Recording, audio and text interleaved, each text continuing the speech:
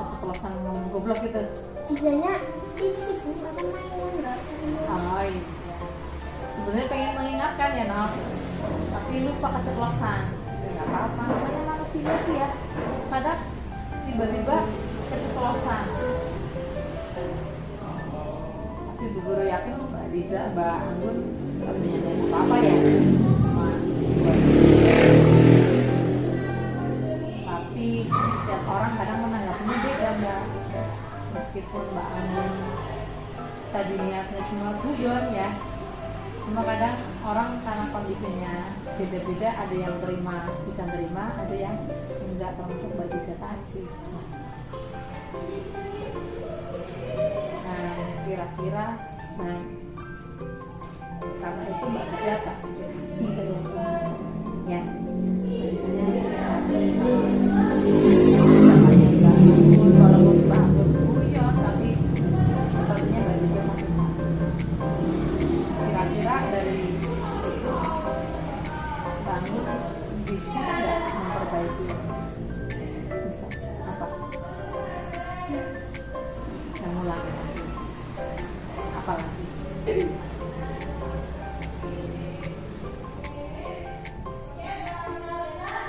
Pasti ya nggak ngulangi lagi ya.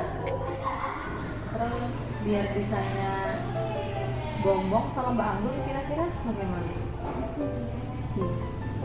Nanti coba minta maaf sama Mbak Anggun ya, Mbak Diza. Nanti minta maaf sama Mbak Diza. Terus tadi yang Mbak Anggun katakan tidak akan mengulangi lagi, juga coba usahakan. Karena kalau sebelum kita sudah punya keyakinan kelas untuk berbicara lah. Iya, berbicara sopan dan mengatakan goblok ya. Meskipun guyon itu salah satu udah nggak sesuai dengan keyakinan kelas ya, artinya tidak berbicara soal ini sudah kita Mbak Anggun. Nanti silakan Mbak Anggun yang tadi Mbak Anggun mau salam berjamaah dan mengulangi lagi Bu Guru akan lihat mulai besok ya. Terima kasih. Kita udah boleh Mbak misalnya.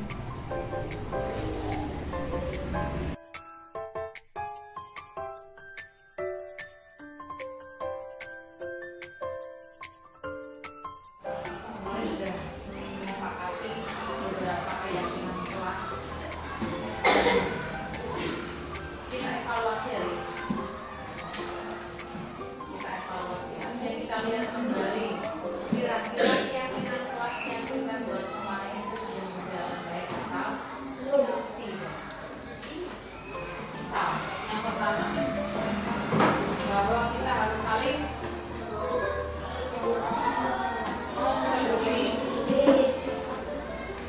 Kalau saling peduli, bukti saling mempedulikan ketika di kelas itu seperti apa contohnya? Ya,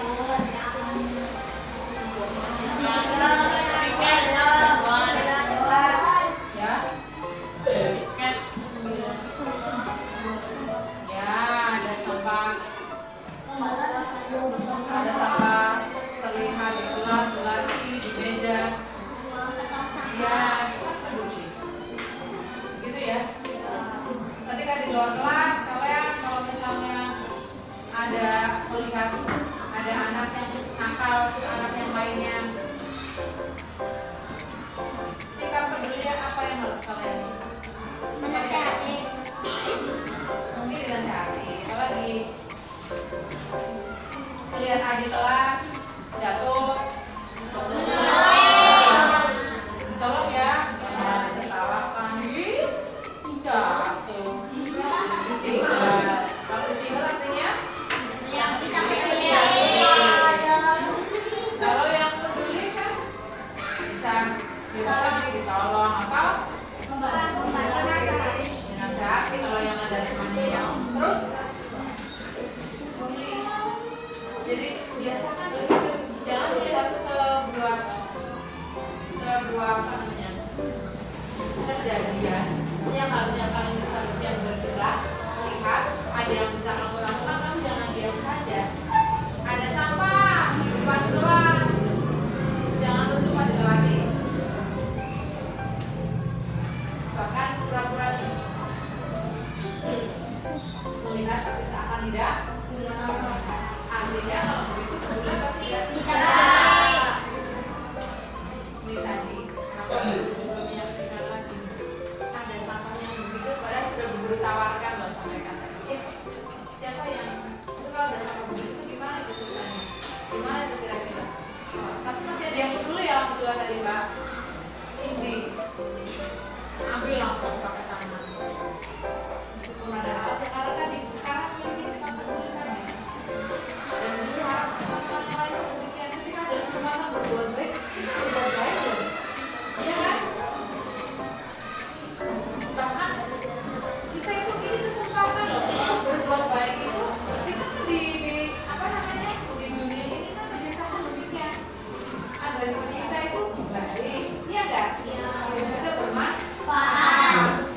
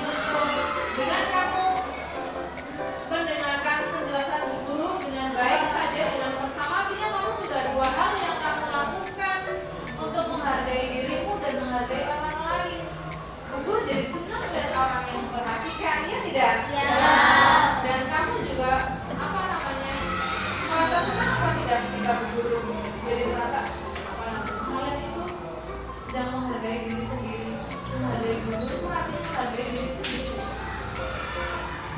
Gitu ya. Kemudian sikap tertib yang lain ketika di sekolah, berperilaku di kelas. Coba, misal kalau ada yang tadi baru ucapan loh, baru masih ucapan ya, terus mendengarkan guru juga itu nggak pasti. Kemudian bagaimana dengan sifat guru? Bagaimana dengan apa namanya, gestur? Gestur itu apa tidak? Gerak tubuh. Ada yang penting, ada yang tidak. Yang menunjukkan penting gimana? Yang tidak penting yang kayak apa? Yang tampak itu tidak penting yang kayak apa? Misalnya duduknya bagaimana? Bisa duduk bagaimana? Nah, contohnya Mbak bisa? Ini kan contoh. Kan tampak ya, seharusnya bagaimana? Harusnya bagaimana? Iya. Itu kan kalau duduk pekre itu misalnya ya kaki dari atas kursi kan? Terlihat baik atau tidak? Itu salah satu tertib. Ya guru. Ini Mbak bisa terakhir paling kayak Mas Ramli juga terakhir ada di TKP di kelas gitu. Bisa baca belum? Nanti ada. Contohnya kan begitu ya. Tertib. Kalau di apa namanya di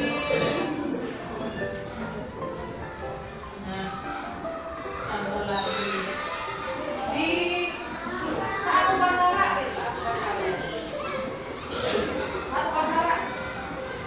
meskipun upacara itu semua peserta, tapi kita kan punya keyakinan keras, ya kan? Pada saat upacara kira-kira nilai apa yang harus kita lakukan? Tertib. Ya, tidak boleh bicara sendiri satu upacara itu sikap apa? Menunjukkan nilai yang menantang. Meskipun di upacara banyak, misalnya kalau upacaranya di lapangan besar di sana, misalnya ya, nah, tetap bahwa keyakinan kelas itu ke sana. Kata guru, kata kita, bukan hanya guru, kan kita sepakat bersama ya. Tertib. Kalau pada dunia ya udah. Kalau pada udah jangan peduli. Kalau di sini kelas 5-nya ribut, nggak usah peduli, kamu yang penting tertib. Kalau misalnya upacaranya di lapangan besar, kamu upacara besar atau upacara di pendidikan, jangan melihat yang lain, yang penting kamu berusaha tertib bahwa keyakinan kelas itu sampai ke sana.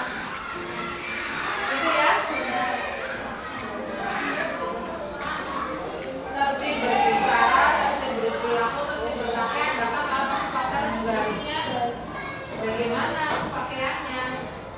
Ya. Kemudian saling menghargai. Guru ingin tekankan 3 menit itu saja dulu yang kita evaluasi bersama, ya. Saling menghargai.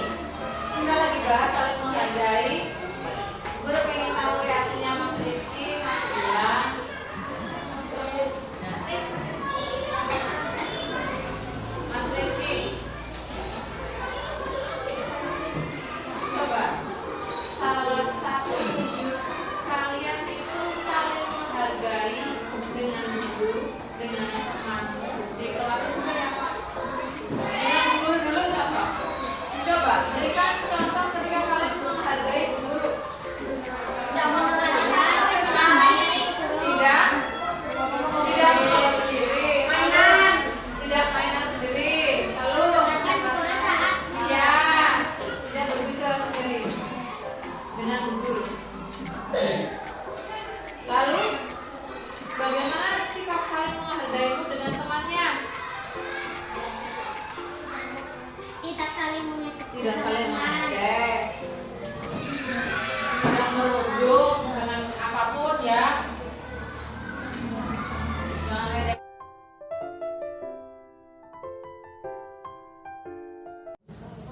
Bismillahirrahmanirrahim. Assalamualaikum warahmatullahi wabarakatuh. Yang terhormat Bapak Kepala SD Negeri 1 Warungpring, yang saya hormati pula rekan-rekan guru di SD Negeri 1 Warungpring. Pertama-tama marilah kita panjatkan puji syukur kehadiran Allah Subhanahu wa taala. Alhamdulillah pada kesempatan siang ini kita bisa berkumpul di sini dalam keadaan sehat. Salawat serta salam tak lupa selalu kita sampaikan kepada junjungan kita Nabi Muhammad SAW. Semoga kita semuanya senantiasa mendapatkan syafaatnya di yaumil akhir kelak. Amin. Bapak Ibu yang saya hormati, pada kesempatan kali ini perkenalkan saya Lisa Anggraini. Saya adalah salah satu calon guru penggerak angkatan 5 dari Kabupaten Pemalang. Pada kesempatan ini ingin berbagi tentang apa yang sudah saya pelajari dalam pendidikan program guru penggerak mengenai budaya positif. Apa itu budaya positif? Kata budaya mungkin kita sudah lekat, Bapak Ibu. Kata budaya itu adalah sebuah perwujudan dari nilai-nilai atau keyakinan-keyakinan yang baik yang dimanifestasikan dalam apa yang kita lakukan sehari-hari.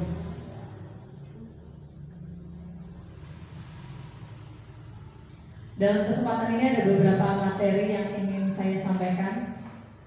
Apa saja? Di sini ada yang pertama disiplin positif dan nilai-nilai kebajikan universal. Kemudian berikutnya ada teori motivasi, hukuman dan penghargaan serta restitusi. Kemudian yang ketiga keyakinan kelas. Keempat kebutuhan dasar manusia dan dunia berkualitas. Kelima restitusi, bagaimana 5 posisi kontrol guru. Kemudian yang terakhir restitusi dan praktek segitiga restitusi. Baiklah Bapak Ibu, sebelum kita mempelajari materi-materi yang tadi sudah saya sebutkan, ada beberapa pernyataan dan saya ingin mendapat pendapat dari Bapak Ibu, setuju atau tidak dengan pernyataan-pernyataan berikut. Apakah Bapak Ibu setuju dengan pernyataan bahwa hukuman dapat mendisiplinkan anak? Bapak Ibu setuju?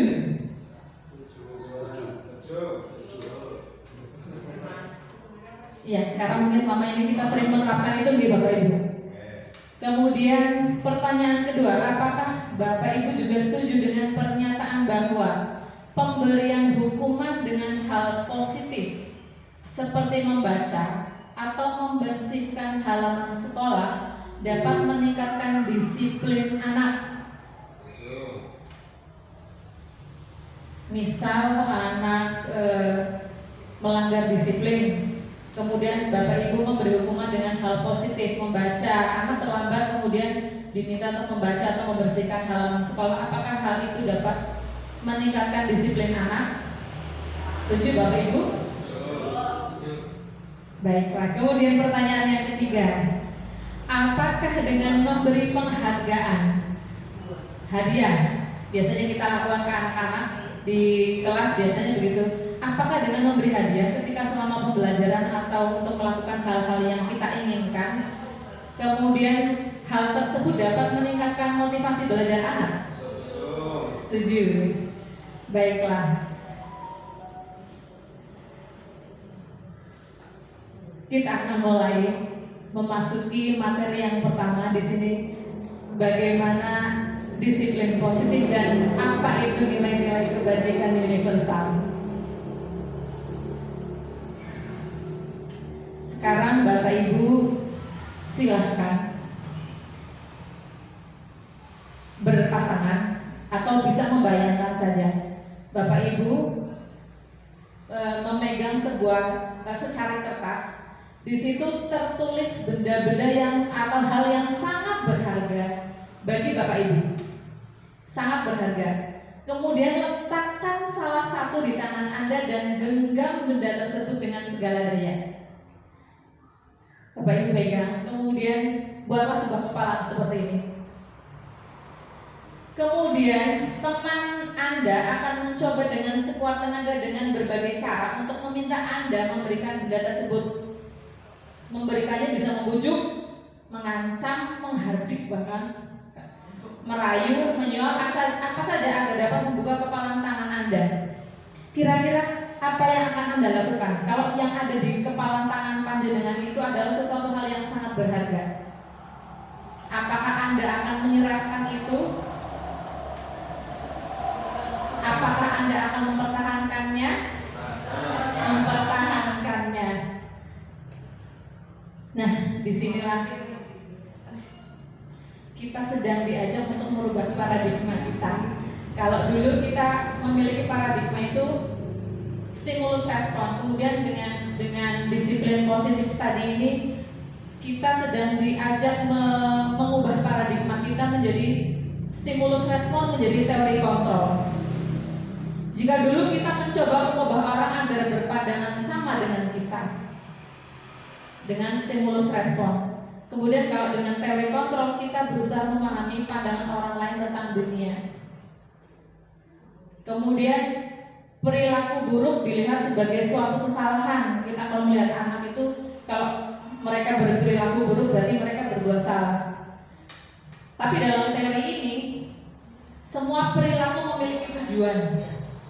Bahkan tadi ketika kita memegang itu kita punya tujuan. Kita memegang kertas yang tadi berisi hal berharga tadi kita punya tujuan.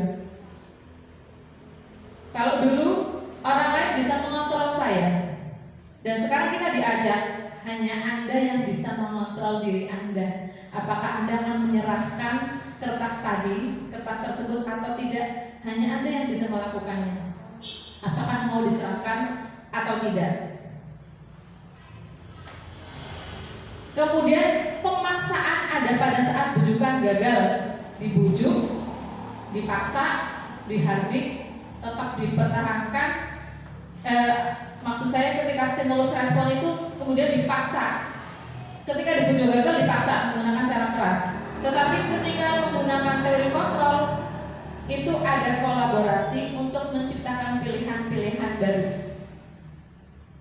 Kemudian model berpikir menang kalah dalam stimulus respon. Kemudian kalau teori kontrol itu model berpikir menang-menang. Maksudnya begini, kalau model berpikir menang kalah, ketika saya dan Anda, saya bisa mendapatkan apa yang diinginkan, tetapi Anda mungkin tidak sesuai dengan apa yang kita inginkan, berbeda.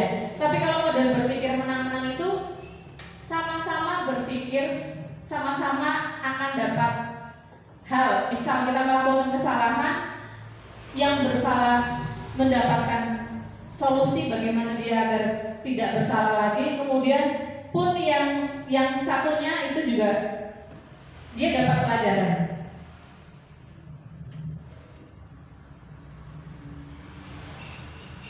Di sini, ini yang tadi. Teori kontrol ini disampaikan oleh Dr. William Glasser. Teori kontrol juga dikenal dengan teori pilihan, bahwa Anda tidak bisa mengontrol orang lain, hanya Anda yang bisa mengontrol diri Anda sendiri. Semua yang kita lakukan pasti ada tujuannya. Kemudian model berpikir menang-menang. Saya dan Anda sama-sama mendapatkan apa yang kita inginkan, tidak hanya sebelah saja. Kemudian kolaborasi, ada kolaborasi dan konsensus itu menciptakan pilihan-pilihan baru. Realitas bahwa kebutuhan setiap orang berbeda, dan kita berusaha memahami pandangan orang lain tentang dunia, dan setiap orang juga memiliki gambaran yang berbeda. Nanti lebih jauh kita akan lebih memahami maksudnya arahnya kemana.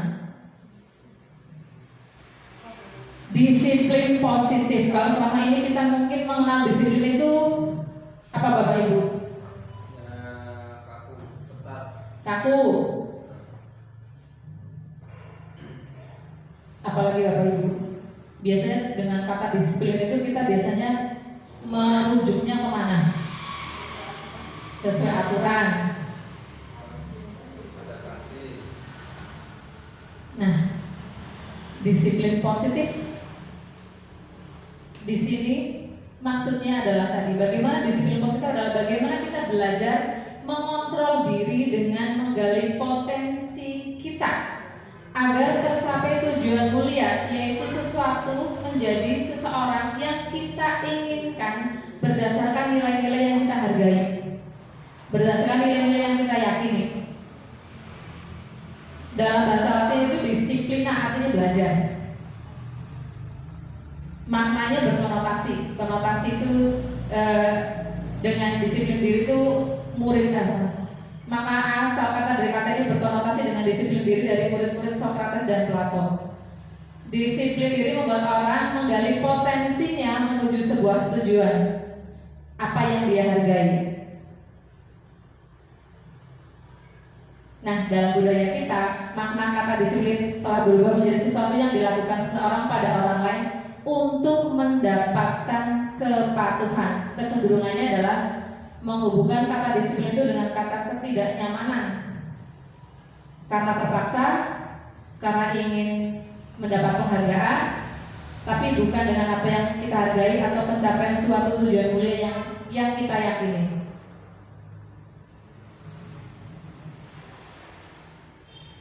Nah, di sini nilai kebajikan universal tadi, budaya positif adalah perwujudan dari nilai-nilai kebajikan universal yang kita yakini. Lalu apa maksudnya nilai kebajikan universal? Ini mungkin istilah baru Bapak Ibu dalam filosofi Ki Hajar Dewantara itu. Di situ kita juga sebetulnya sudah diarahkan tujuan pendidikan kita tuh untuk menciptakan profil pelajar Pancasila. Di situ juga sebetulnya lima dari nilai itu adalah nilai kebajikan universal. Nilai kebajikan universal adalah nilai-nilai kebajikan sifat-sifat positif manusia. Sifat-sifat positif manusia yang merupakan tujuan mulia yang ingin dicapai setiap individu. Nilai-nilai tersebut bersifat universal dan lintas bahasa, suku bangsa, agama, maupun latar belakang. Dengan mengaitkan nilai-nilai kebajikan yang diyakini seseorang, maka motivasi intrinsik, motivasi dari dalam, motivasi internalnya itu akan terbangun, sehingga menggerakkan motivasi dari dalam untuk dapat mencapai tujuan mulia yang diinginkan. Itu menurut Diane Gosset tahun 1998. Karena orang akan cenderung melakukan apa yang dia yakini. Kalau kita yakin akan sesuatu, kita mau melakukan.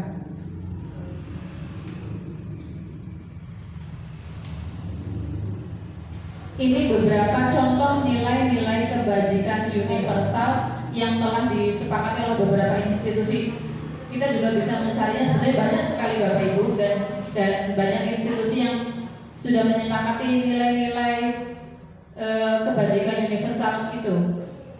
Salah satu contohnya dari IBO Primary Years Program itu ada nilai-nilai toleransi, rasa hormat, integritas, mandiri, menghargai, antusias, empati, kemudian keingintahuan, kreativitas, kerjasama, percaya diri, komitmen. Kemudian ada juga dari 9 pilar karakter Indonesian Heritage Foundation. Nilai-nilainya meliputi cinta Tuhan dan segenap ciptaannya, kemandirian dan tanggung jawab, kejujuran atau amanah, diplomatis, hormat dan santun, dermawan, suka menolong dan gotong royong, percaya diri, kreatif dan pekerja keras, kepemimpinan dan keadilan, baik dan rendah hati, toleransi, kedamaian dan kesatuan.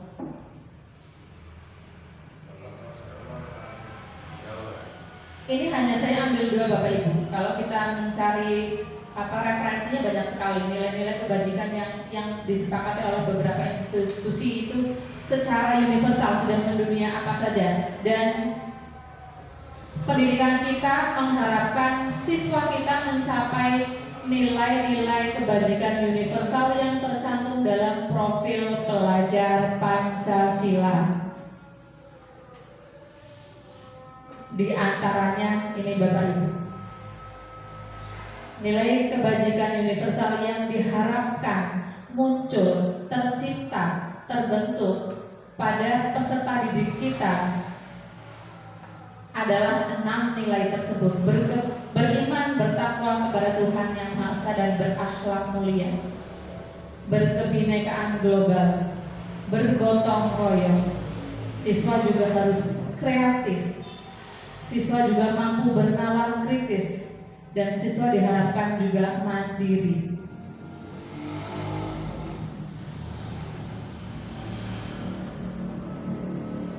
Kemudian terkait dengan disiplin positif, bagaimana menciptakan disiplin positif, kita juga perlu mengetahui tentang teori motivasi. Ada 3, Bapak Ibu, kita dapat menciptakan motivasi seseorang. Itu 3 hal tersebut memiliki kelebihan maupun kekurangan, dan kita bisa memilih mana yang terbaik dari menciptakan motivasi. Yang pertama, motivasi karena menghindari ketidaknyamanan atau hukuman. Apa yang akan terjadi apabila saya tidak melakukannya? Jadi orang akan termotivasi melakukan sesuatu itu kalau kemudian diancam dengan hukuman dan merasa tidak nyaman. Akan ada konsekuensi atau akibat dari apa yang dia lakukan. Ini motivasi bersifat eksternal, dari luar. Jadi kita itu termotivasi tetapi karena ada unsur dari luar. Unsur tadi, ketidaknyamanan yang dibuat oleh misalnya peraturan. Ada peraturan yang kemudian di situ jika kita melanggar peraturan artinya kita dapat hukuman atau konsekuensi. Nah, jika saya tidak mentaati peraturan tersebut, artinya saya nanti dihukum. Berarti saya harus mentaati. Dan di situ motivasi maksudnya adalah motivasi eksternal dari luar, karena ada sesuatu yang mendorong kita melakukan itu. Kemudian teori motivasi yang kedua itu untuk mendapatkan imbalan atau penghargaan dari orang lain atau institusi. Kita melakukan sesuatu itu karena berharap penghargaan, berharap imbalan. Apa yang akan saya dapatkan apabila saya melakukannya? Misal kalau kita dewasa itu berarti kalau saya ikut pelatihan berarti nanti saya dapat sertifikat. Motivasi kita itu karena dapat penghargaan tersebut berupa sertifikat. Kalau anak-anak mungkin ketika kita di kelas kita memberikan motivasi seperti ini, memberi penghargaan itu ketika anak diminta untuk melakukan tugas kemudian kita mengiming-imingi berupa hadiah. Beda nih Bapak Ibu antara penghargaan dengan apresiasi. Kalau apresiasi perlu diberikan secukupnya, tapi penghargaan di sini adalah memberi motivasi dengan memberikan sesuatu yang dan berharap dengan sesuatu tersebut orang lain akan melakukannya. Kita misalnya mengiming-iming menggunakan permen ke anak, itu menggunakan penghargaan atau imbalan. Kemudian anak juga berpikiran kalau saya mengerjakan itu berarti saya dapat permen, kalau saya mengerjakan itu berarti saya dapat hadiah dari bu guru, saya dapat bintang kalau anak TK. Nah, di sini pun masih motivasi eksternal. Nah, tujuan disiplin positif itu ada di posisi ketiga Bapak Ibu. Adalah untuk menghargai diri sendiri. Saya akan menjadi orang yang seperti apa bila saya melakukannya. Saya akan menjadi orang yang seperti apa bila saya melakukannya. Melakukan itu dengan meyakini sebuah nilai yang kita melakukan itu bukan karena takut dihukum, bukan karena perintah, bukan karena berharap mendapatkan imbalan atau hadiah atau penghargaan apapun, tapi itu murni muncul dari keyakinan kita. Inilah yang dinamakan dengan motivasi internal dan merupakan tujuan dari disiplin positif. Dan kita sebagai guru diharapkan mampu menumbuhkan itu terhadap peserta didik kita, terhadap murid-murid kita. Tetapi sebelum itu berarti kita membiasakan dengan diri kita untuk memiliki motivasi internal. Karena merdeka menurut Ki Hajar Dewantara adalah tidak hanya terlepas dari perintah, akan tetapi juga cakap memerintah diri sendiri. Ini yang paling berat. Kita diharapkan mampu untuk melatih diri sendiri, memerintah diri sendiri. Apakah hukuman dapat menciptakan disiplin positif? Tadi di depan pertanyaan pematik, ya, dengan hukuman bisa.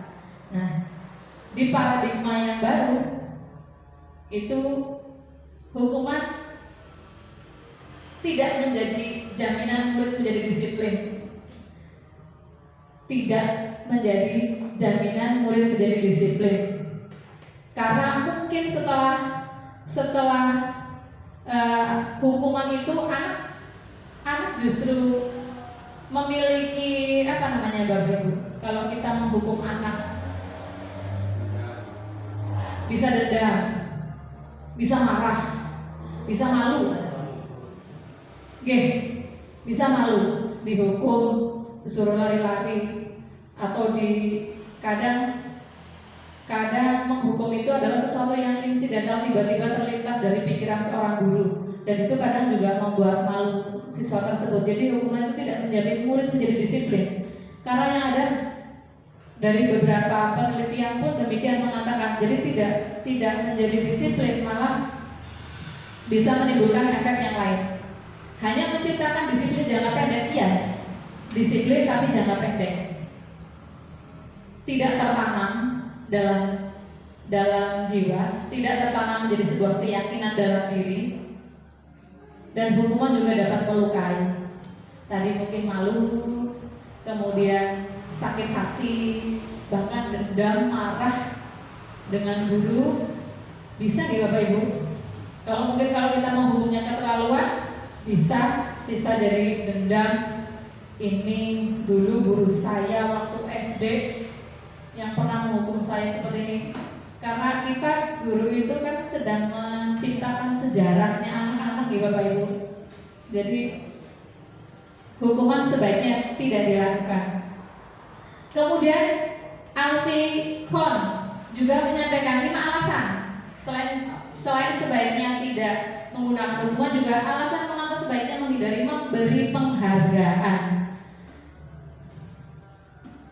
Alasan yang pertama adalah menghambat kinerja, motivasi dan kreativitas murid, karena fokusnya murid itu pada hadiah. Beberapa mungkin bisa seperti itu efeknya. Fokusnya pada hadiah, dan ini berdasarkan penelitian yang dilakukan oleh Alfie Kohn ini Bapak Ibu. Kemudian yang kedua, hadiah memiliki potensi hukuman. Memiliki potensi hukuman terbukti karena penghargaan. Misalnya begini Bapak Ibu, anak yang terbiasa mendapatkan penghargaan, misal ranking kelas, misalnya di kelas ranking biasa 1, 2, 3, tiba-tiba pada masa berikutnya itu tidak mendapatkan ranking kembali, mungkin anak tersebut merasa terhukum, merasa bersalah, merasa sedih. Ini yang disebut dengan terhukum karena penghargaan. Jadi bisa anak-anak tersebut yang biasa mendapatkan prestasi, yang mendapatkan penghargaan karena kebisaannya, dia akan menjadi merasa terhukum karena penghargaan tersebut. Kemudian alasan yang ketiga adalah memutuskan hubungan sosial. Ini mungkin juga terjadi Bapak Ibu, apalagi untuk anak-anak SD. Mungkin bisa ketika anak yang merasa biasa diberi penghargaan itu cenderung sulit untuk berkolaborasi dengan anak yang lain. Artinya sulit bekerja sama, kemudian sulit menjalin hubungan, maka jadi hubungannya menjadi putus atau tidak baik, karena tadi setiap anak memiliki kodratnya sendiri, dan ada yang demikian bisa memutuskan hubungan sosial. Ketika anak terbiasa mendapatkan penghargaan, akhirnya menjadi egonya lebih tinggi, untuk berkolaborasi dengan temannya itu sedikit lebih sulit. Kemudian kenapa juga sebaiknya menghindari penghargaan? Membuat siswa itu murid gagal menemukan sumber masalah. murid tidak dapat menemukan sumber masalahnya dan apa solusi dari permasalahan tersebut. Dan alasan yang kelima, kehilangan motivasi internal jangka panjang. Motivasi yang tumbuh dari dalam itu jangka panjang itu hilang jika memberikan penghargaan karena hanya terbatas. Mereka termotivasi hanya pada saat dapat penghargaan. Tapi ketika dapat, motivasi itu bisa saja hilang. Artinya motivasi tersebut tidak berjangka panjang, tapi jangka pendek. Nah, restitusi adalah sebuah solusi. Apa itu restitusi?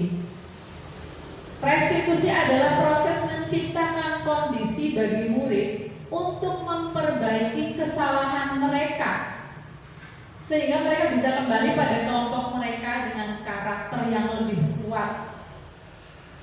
Restitusi juga merupakan proses kolaboratif yang mengajarkan murid untuk mencari solusi untuk masalah mereka dan membantu murid berpikir tentang orang seperti apa yang mereka ingin menjadi apa dan bagaimana mereka harus memperlakukan orang lain.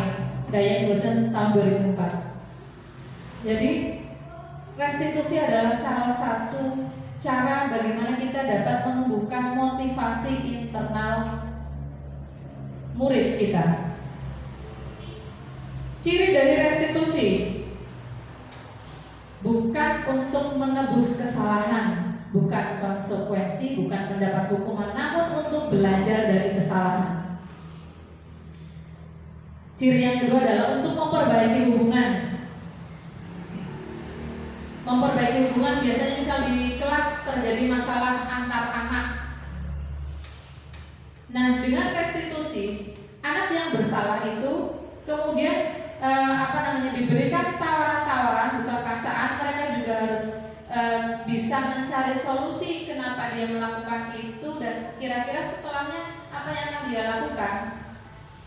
Itu salah satunya adalah memperbaiki hubungan. Kemudian tawaran bukan paksaan. Restitusi menuntut untuk melihat ke dalam diri masing-masing. Kemudian restitusi mencari kebutuhan dasar yang mendasari tindakan, karena apa yang kita lakukan, apa yang manusia lakukan itu sebenarnya itu hanya untuk memenuhi kebutuhan dasarnya. Nanti akan lebih jauh saya akan sampaikan apa saja kebutuhan dasar manusia. Dan restitusi diri adalah cara yang paling baik. Restitusi fokus pada karakter, bukan tindakan. Karakter berarti sesuatu yang melekat dalam diri kita. Kemudian restitusi fokus pada solusi. Restitusi mengembalikan murid yang berbuat salah kepada kelompoknya, bukan seperti tersangka. Karena mereka akan kembali ke teman-temannya menjadi seseorang yang lebih baik. Nah, berikutnya tentang keyakinan kelas. Keyakinan kelas. Baru Bapak Ibu istilahnya, mengapa keyakinan kelas? Kalau selama ini kita mengetahuinya adalah peraturan kelas, tapi sekarang kita diajak untuk apa? Mempelajari, menerapkan keyakinan kelas untuk menumbuhkan motivasi internal murid kita. Untuk mendukung motivasi internal, nilai-nilai atau keyakinan itu lebih menggerakkan seseorang dibanding mengikuti serangkaian peraturan-peraturan. Kalau sesuatu kita sudah yakini, itu kita akan lakukan daripada peraturan. Kalau peraturan karena cenderung ada yang melanggar, tetapi sesuatu yang sudah kita yakini betul itu kita pasti akan melakukannya. Mengapa kita memiliki peraturan harus menggunakan helm bila mengendarai kendaraan roda 2? Kita tahu peraturannya, tapi kita yakin kalau kita menggunakan helm. Nah, beda nih Bapak Ibu. Peraturannya ketika berkendara harus pakai helm, tapi kita yakin kalau pakai helm itu berarti kita sedang berusaha untuk keselamatan diri. Mengapa kita memiliki peraturan 3M, menggunakan masker, mencuci tangan, dan menjaga jarak? Peraturan selama pandemi COVID seperti itu. Tapi kita yakin Oh iya, kalau kita mengenakan masker misalnya, mencuci tangan, paling tidak kita sudah menjaga diri kita agar tidak tertular misalnya oleh virus COVID-19. Mengapa kita memiliki peraturan harus datang tepat waktu pada saat mengikuti pelatihan? Mengapa Bapak Ibu? Adakah keyakinan nilai yang kita yakini kita harus tepat waktu? Artinya nilai apa yang sebetulnya kita sedang lakukan? Kalau tadi misalnya menggunakan masker, kita yakin kalau menggunakan masker itu berarti meskipun peraturan memerintah seperti itu, tetapi kalau kita sudah yakini, iya betul. Kalau misalnya kita menggunakan itu, paling tidak saya sudah menjaga diri saya. Kalau saya pakai helm, saya sudah menjaga keselamatan saya selama berkendara. Kalau saya tepat waktu,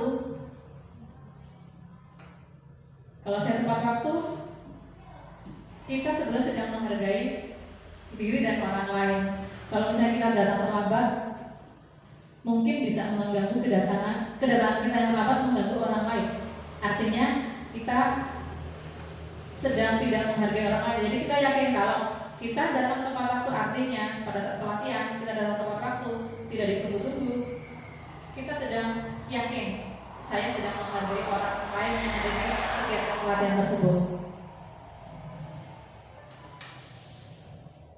Lalu bagaimana menyusun keyakinan kelas? Bagaimana cara menyusun keyakinan kelas? Keyakinan kelas itu bersifat abstrak daripada peraturan. Kalau peraturan itu lebih rinci. Kenakan masker, kemudian kenakan helm.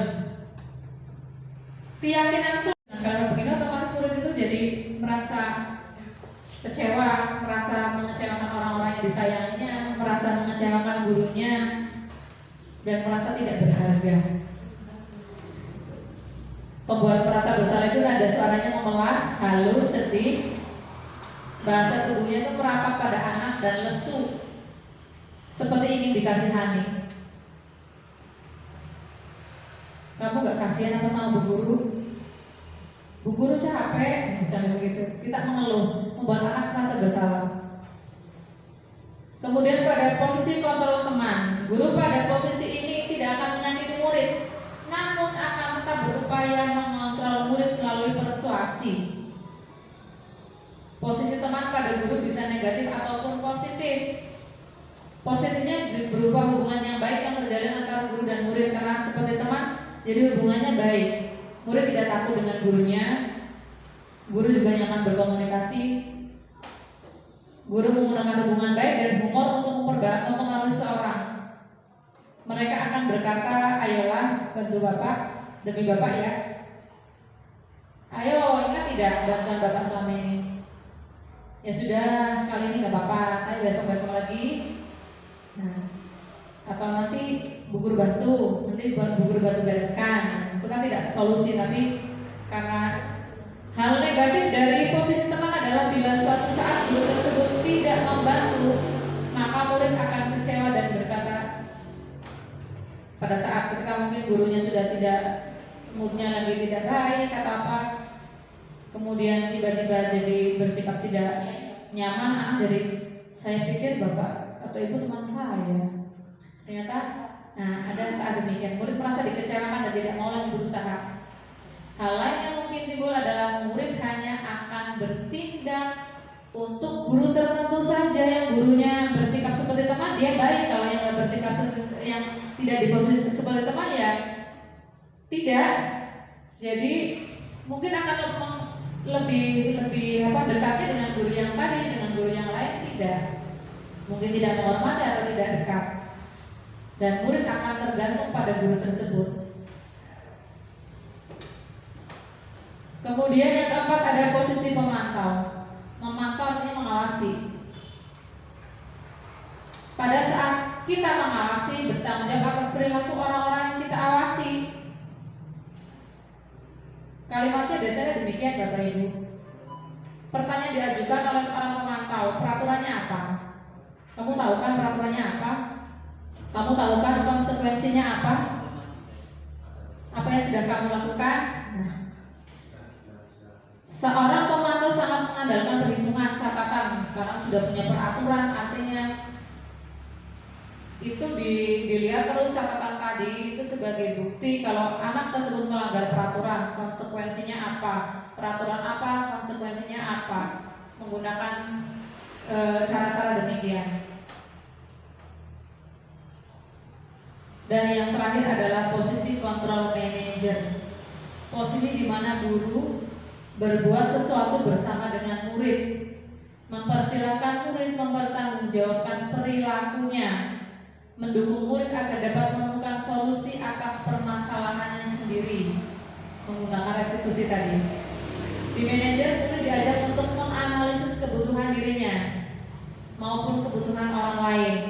Di sini penekanan bukan pada kemampuan membuat konsekuensi, namun dapat berkolaborasi dengan murid bagaimana memperbaiki kesalahan yang ada.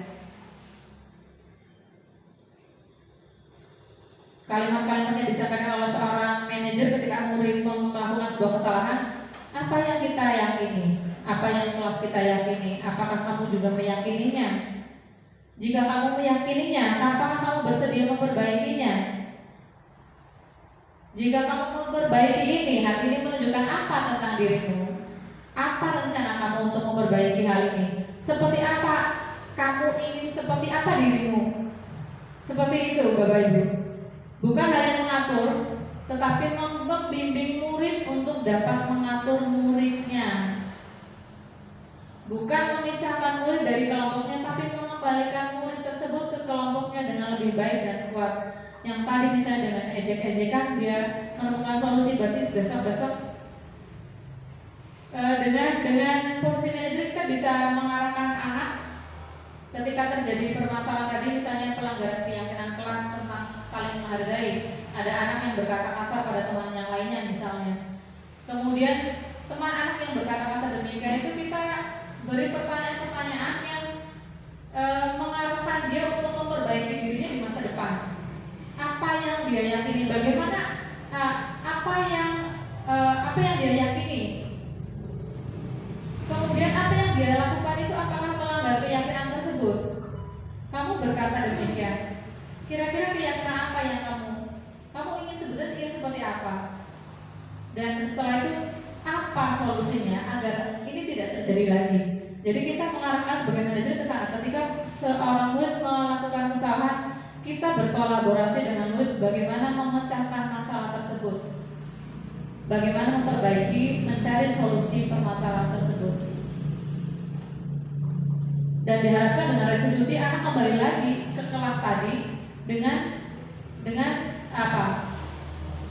Seseorang yang lebih baik lagi, yang lebih kuat. Karena dia tahu apa yang dia lakukan itu salah, menyalahi keyakinan, melanggar keyakinan, berarti saya harus begini.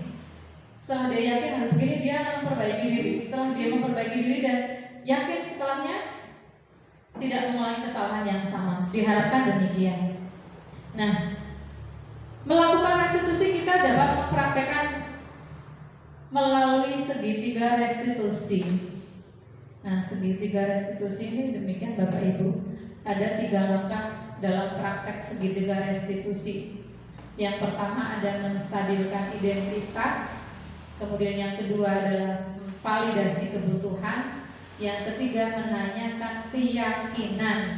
Jadi kita menemukan kasus di kelas, kemudian tapi kita sudah dalam kelas tersebut sudah ada keyakinan kelas yang disepakati, kita bisa praktek menggunakan restitusi. Demikian Bapak Ibu.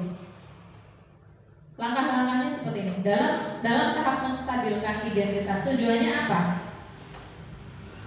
Tujuannya anak yang tadinya merasa gagal karena bersalah itu kemudian menjadi positif terhadap dirinya. Dia melihat dari sisi yang lain. Kita bisa mengatakan berbuat salah itu ya manusia. Namanya manusia itu pasti ada waktunya kita berbuat salah. Tetapi tidak membenarkan bahwa salah itu benar. Tetapi maksudnya adalah kita bisa berbuat salah, tetapi kita bisa lakukan sesuatu ke depannya. Tidak ada manusia yang sempurna. Bapak Ibu juga pernah salah sama seperti kalian. Tapi kita pasti bisa menyelesaikan permasalahan ini. Atau dengan kalimat, saya tidak tertarik, untuk mencari tahu siapa yang benar, siapa yang salah. Tapi saya lebih tertarik, guru lebih tertarik untuk menyelesaikan masalah ini. Terus anak-anak tadi yang merasa gagal, dia akan menyalahkan dirinya sendiri. Tapi ketika kita bisa menanyakan, kalau kamu menyalahkan dirimu sendiri terus-menerus, apakah kamu bersikap baik pada dirimu sendiri? Artinya sedang tidak menghargai dirinya. Langkah yang kedua, memvalidasi kebutuhan. Tujuannya adalah membantu siswa mengenali kebutuhan dasar yang ingin dipenuhinya ketika melakukan kesalahan itu. Karena pada dasarnya setiap tindakan manusia itu adalah memenuhi basic needs tadi. Power, kekuasaan, freedom, kebebasan, love and belonging, perasaan kasih sayang dan diterima, fun, kesenangan atau survival, bertahan hidup. Kita bisa dengan mengatakan begini untuk bab yang kedua. Kamu bisa saja kan melakukan hal yang lebih buruk lagi dari ini, tapi kamu tidak melakukannya. Kamu pasti punya alasan mengapa kamu melakukannya, seperti yang saya praktekkan kemarin ketika di kelas 6. Demikian Bapak Ibu. Saya difitnah Bapak Ibu, saya difitnah Bu, makanya saya mengatakan demikian. Nah, anak pasti punya alasan mengapa dia melakukan hal tersebut. Kita bisa melakukannya dengan mengatakan demikian Bapak Ibu. Validasi, sebetulnya apa yang anak lakukan itu sebetulnya apa sih? Apa yang alasannya apa? Kebutuhan apa yang sedang mereka ingin penuhi?